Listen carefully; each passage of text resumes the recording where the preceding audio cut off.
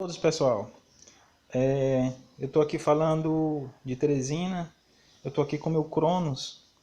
Eu já botei um vídeo no YouTube, esse é o segundo vídeo, falando um pouco do Cronos, o que eu tinha achado e tal. E eu já estou com alguns meses com esse carro, e ele vem apresentando umas batedeirazinhas na porta. Eu estou fazendo esse vídeo porque de repente você que tem Argo, Cronos, pode estar com o mesmo problema, aquela batedeira na porta. Entendeu? E eu resolvi eu mesmo tentar resolver o problema. Tirei o forro aqui, ó, como vocês estão vendo, né? Para quem não sabe onde é que tem uns parafusos, tem um parafuso aqui, ó, você tira a proteçãozinha daqui. Não sei se dá para mostrar aqui, ó. Tem um pontozinho aqui que é uma chave Allen.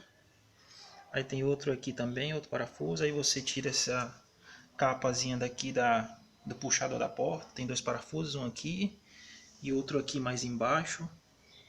Entendeu? São chave Allen. Aí você desconecta todo ao redor da porta, que são só alguns grampozinhos que você está vendo aí de vermelho. Aí o que acontece, o barulho que é esse aqui, ó.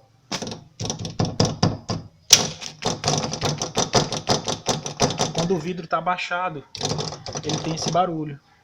E eu fiquei procurando, né? Quando você sobe o vidro,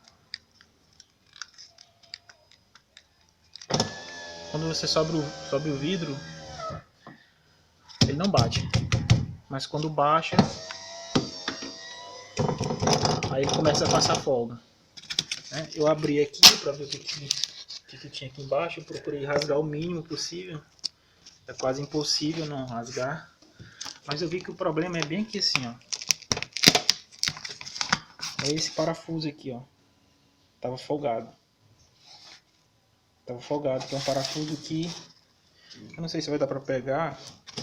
Ele que segura uma parte do vidro. E tava folgado. Pra tu abrir e fechar a porta. Então é só apertar esse parafuso aqui. Viu, pessoal?